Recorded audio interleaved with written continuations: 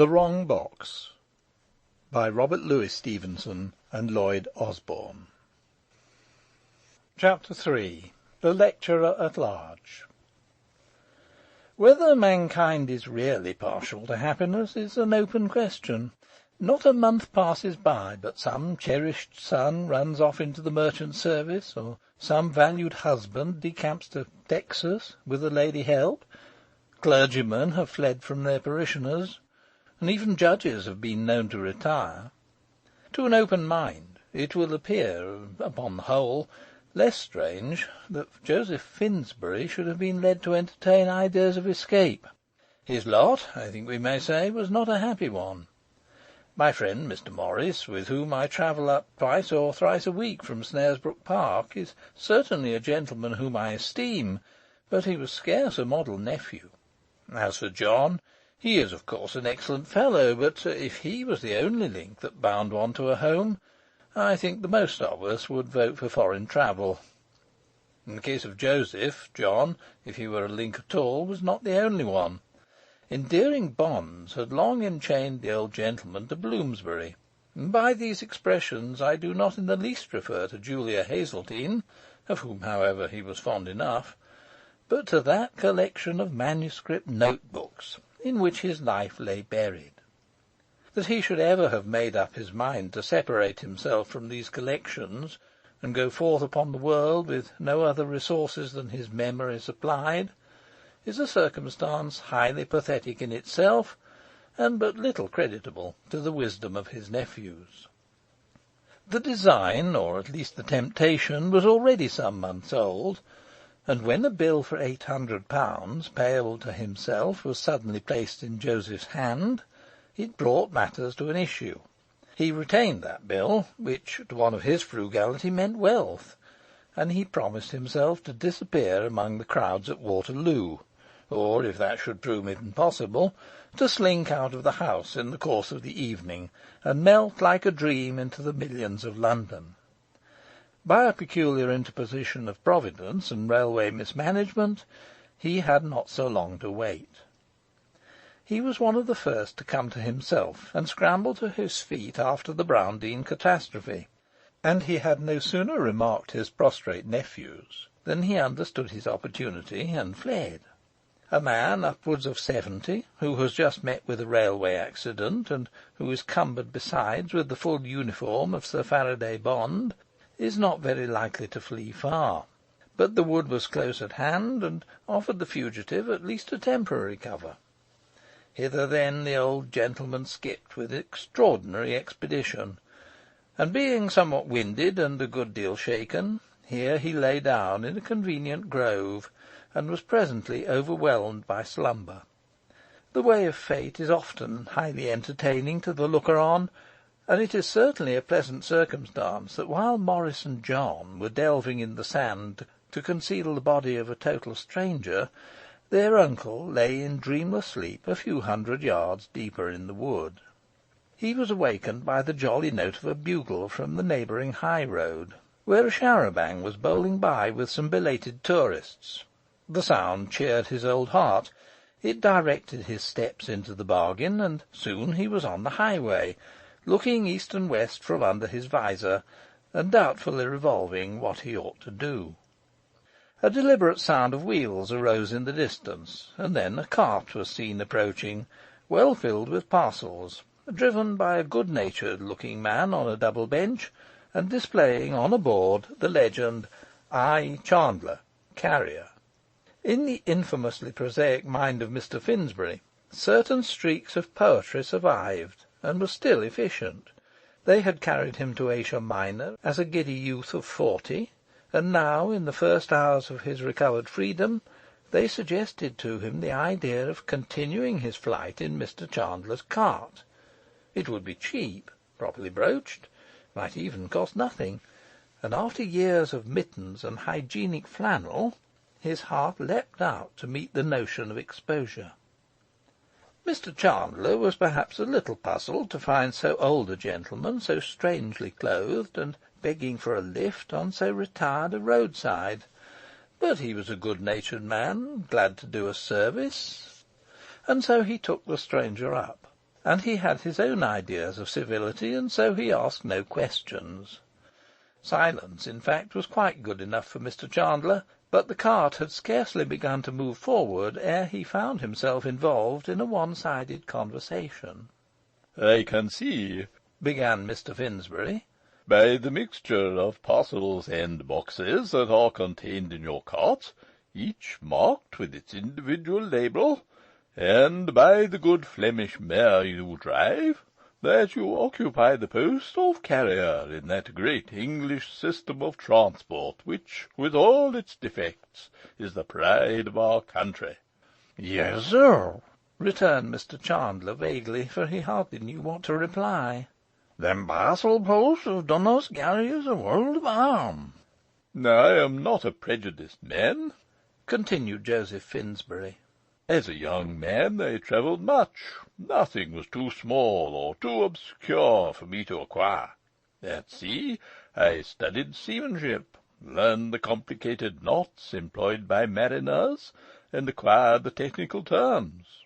At Naples I would learn the art of making macaroni; at Nice the principles of making candied fruit. I never went to the opera without first buying the book of the piece, and making myself acquainted with the principal airs by picking them out on the piano with one finger." "You must have seen a deal, sir," remarked the carrier, touching up his horse. "I wish I could have had your advantages." "Do you know how often the word whip occurs in the Old Testament?" continued the old gentleman. 100 and, if I remember exactly, 47 times. "Do it indeed, sir?" said Mr. Chandler. "I should never have thought it." The Bible contains 3,501,249 letters. Of verses, I believe there are upwards of 18,000. There have been many editions of the Bible. Wycliffe was the first to introduce it into England about the year 1300. The Paragraph Bible, as it is called, is a well-known edition, and is so called because it is divided into paragraphs. The Breeches Bible is another well-known instance, and gets its name either because it was printed by one Breeches, or because the place of publication bore that name. The carrier remarked drily that he thought that was only natural, and turned his attention to the more congenial task of passing a cart of hay. It was a matter of some difficulty, for the road was narrow, and there was a ditch on either hand. "I perceive," began Mr. Finsbury, when they had successfully passed the cart, "that you hold your reins with one hand. You should employ two." "Well, I like that," cried the carrier contemptuously. "Why?" "You do not understand," continued Mr. Finsbury. "What I tell you is scientific fact, and reposes on the theory of the lever, a branch of mechanics. There are some very interesting little shilling books upon the field of study, which I should think a man in your station would take a pleasure to read. But I am afraid you have not cultivated the art of observation. At least we have now driven together for some time, and I cannot remember that you have contributed a single fact. This is very false principle, my good man. For instance, I do not know if you observed that, as you passed the hay cart man, you took your left." "Of course I did," cried the carrier, who was now getting belligerent. "He'd have had the law on me if I hadn't." "In France now, and also, I believe, in the United States of America, you would have taken the right," resumed the old man. "I would not," cried Mr. Chandler indignantly. "I would have taken the left."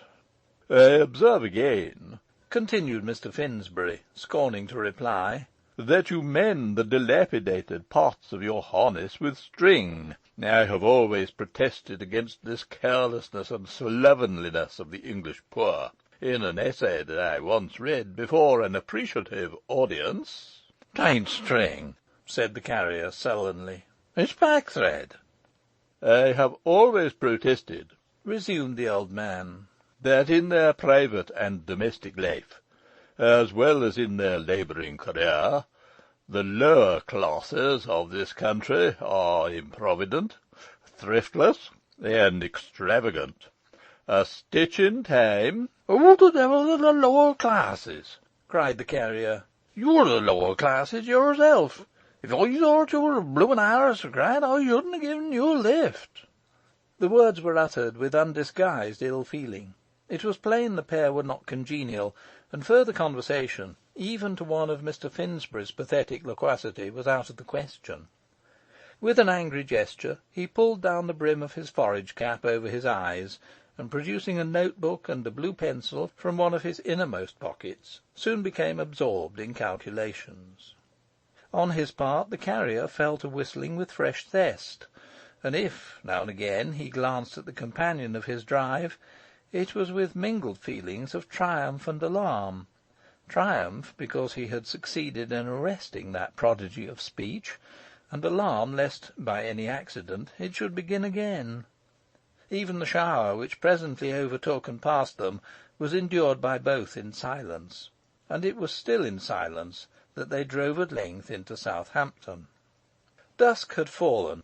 The shop windows glimmered forth into the streets of the old seaport. In private houses lights were kindled for the evening meal, and Mr. Finsbury began to think complacently of his night's lodgings. He put his papers by, cleared his throat, and looked doubtfully at Mr. Chandler. "Will you be civil enough," said he, "to recommend me to an inn?" Mr. Chandler pondered for a moment. "Well," he said at last, "I wonder how about the Tregonwell Arms?" "The Tregonwell Arms will do very well," returned the old man, "if it's clean and cheap, and the people civil." "Oh, I wasn't thinking so much of you," returned Mr. Chandler, thoughtfully. "I was thinking of my friend Watts, as keeps the house. He's a friend of mine, you see, and he helped me through my trouble last year. And I was thinking, would it be fair like on Watts to saddle him with an old party like you, who might be the death of him with general information? Would it be fair to the house?" inquired Mr. Chandler, with an air of candid appeal. "Mock me!" cried the old gentleman with spirit. "It was kind of you to bring me here for nothing, but it gives you no right to address me in such terms. Here's a shilling for your trouble, and if you do not choose to set me down at the Tregonwell Arms, I can find it for myself." Chandler was surprised and a little startled. Muttering something apologetic, he returned the shilling, drove in silence through several intricate lanes and small streets, drew up at length before the bright windows of an inn, and called loudly for Mr. Watts. "Is that you, Jem?" cried a hearty voice from the stable-yard. "Come in and warm yourself." "I only stopped here," Mr. Chandler explained, "to let down an old gent as wants food and lodging. Mind, I warn you agin him. He's worse nor a temperance lecture." Mr. Finsbury dismounted with difficulty, for he was cramped with his long drive and the shaking he had received in the accident. The friendly Mr. Watts, in spite of the carter's scarcely agreeable introduction, treated the old gentleman with the utmost courtesy, and led him into the back parlour, where there was a big fire burning in the grate. Presently a table was spread in the same room, and he was invited to seat himself before a stewed fowl, somewhat the worse for having seen service before, and a big pewter mug of ale from the tap. He rose from supper a giant refreshed, and, changing his seat to one nearer the fire, began to examine the other guests with an eye to the delights of oratory. There were near a dozen present, all men, and, as Joseph exulted to perceive, all working men.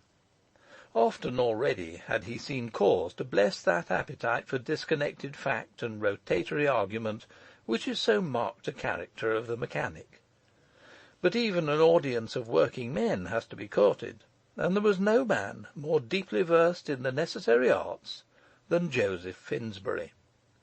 He placed his glasses on his nose, drew from his pocket a bundle of papers, and spread them before him on a table. He crumpled them, he smoothed them out. Now he skimmed them over, apparently well pleased with their contents. Now, with tapping pencil and contracted brows, he seemed maturely to consider some particular statement. A stealthy glance about the room assured him of the success of his manoeuvres. All eyes were turned on the performer, mouths were open, pipes hung suspended, the birds were charmed. At the same moment, the entrance of Mr. Watts afforded him an opportunity. "I observe," said he, addressing the landlord, but taking at the same time the whole room into his confidence with an encouraging look, "I observe that some of these gentlemen are looking with curiosity in my direction, and certainly it is unusual to see any one immersed in literary and scientific labours in the public apartment of an inn.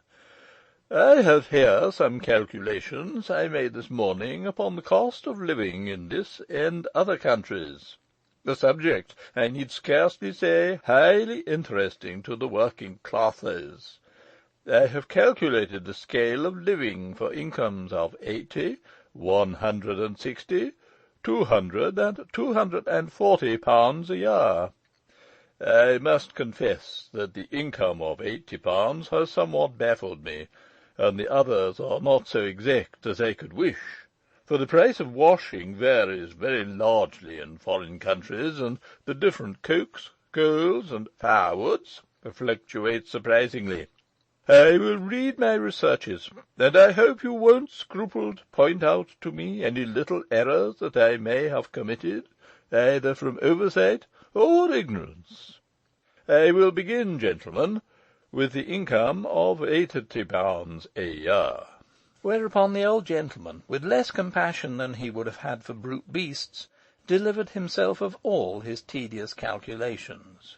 As he occasionally gave 9 versions of a single income, placing the imaginary person in London, Paris, Baghdad, Spitzbergen, Bassora, Heligoland, the Scilly Islands, Brighton, Cincinnati, and Nijni Novgorod, with an appropriate outfit for each locality, it is no wonder that his hearers look back on that evening as the most tiresome they ever spent. Long before Mr. Finsbury had reached Nijni Novgorod, with the income of £160, the company had dwindled and faded away to a few old topers and the bored but affable Watts. There was a constant stream of customers from the outer world, but so soon as they were served, they drank their liquor quickly and departed with the utmost celerity for the next public house. By the time the young man with 200 a year was vegetating in the Scilly Islands, Mr. Watts was left alone with the economist, and that imaginary person had scarce commenced life at Brighton before the last of his pursuers desisted from the chase. Mr. Finsbury slept soundly after the manifold fatigues of the day. He rose late, and after a good breakfast ordered the bill. Then it was that he made a discovery which has been made by many others both before and since, that it is one thing to order your bill and another to discharge it. The items were moderate, and, what does not always follow, the total small, but after the most sedulous review of all his pockets, 1 and 9 halfpenny appeared to be the total of the old gentleman's available assets. He asked to see Mr. Watts. "Here is a bill on London for £800, said Mr. Finsbury, as that worthy appeared.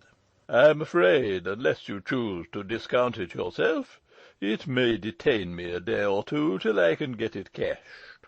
Mr. Watts looked at the bill, turned it over, and dog-eared it with his fingers.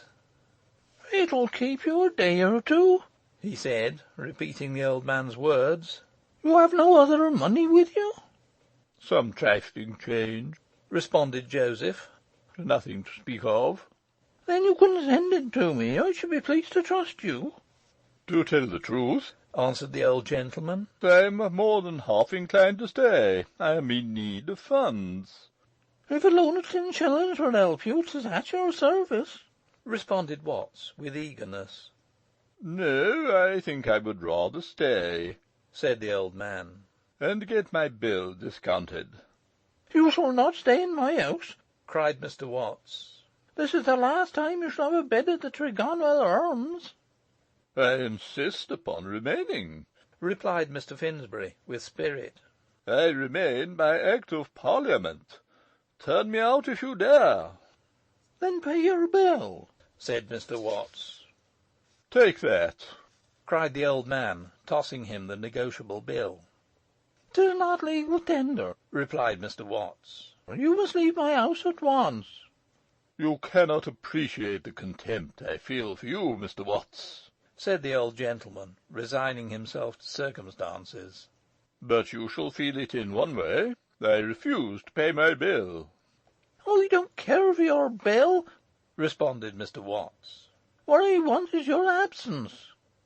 That you shall have, said the old gentleman, and taking up his forage cap as he spoke, he crammed it on his head. Perhaps you are too insolent, he added, to inform me of the time of the next London train. It leaves in 3/4 of an hour, returned the innkeeper with alacrity. You can easily catch it. Joseph's position was one of considerable weakness. On the one hand, it would have been well to avoid the direct line of railway. Since it was there, he might expect his nephews to lie in wait for his recapture. On the other, it was highly desirable, it was even strictly needful, to get the bill discounted ere it should be stopped. To London, therefore, he decided to proceed on the first train, and there remained but one point to be considered: how to pay his fare. Joseph's nails were never clean. He ate almost entirely with his knife. I doubt if you could say he had the manners of a gentleman, but he had better than that, a touch of genuine dignity. Was it from his stay in Asia Minor? Was it from a strain in the Finsbury blood, sometimes alluded to by customers? At least, when he presented himself before the station-master, his salaam was truly oriental. Palm trees appeared to crowd about the little office, and the simoon or the bulbul, but I leave this image to persons better acquainted with the East. His appearance, besides, was highly in his favour. The uniform of Sir Faraday, however inconvenient and conspicuous, was at least a costume in which no swindler could have hoped to prosper, and the exhibition of a valuable watch and a bill for £800 completed what deportment had begun. A quarter of an hour later, when the train came up, Mr. Finsbury was introduced to the guard and installed in a first-class compartment, the station-master smilingly assuming all responsibility. As the old gentleman sat waiting the moment of departure, he was the witness of an incident strangely connected with the fortunes of his house. A packing-case of cyclopean bulk was borne along the platform by some dozen of tottering porters, and ultimately, to the delight of a considerable crowd, hoisted on board the van. It is often the cheering task of the historian to direct attention to the designs and, if it may be reverently said, the artifices of Providence. In the luggage van, as Joseph was borne out of the station of Southampton East upon his way to London, the egg of his romance lay, so to speak, unhatched. The huge packing-case was directed to lie at Waterloo till called for, and addressed to one William Dent Pitman, and the very next article, a goodly barrel jammed into the corner of the van, bore the superscription M. Finsbury, 16 John Street, Bloomsbury. Carriage paid. In this juxtaposition the train of powder was prepared, and there was now wanting only an idle hand to fire it off. End of chapter 3.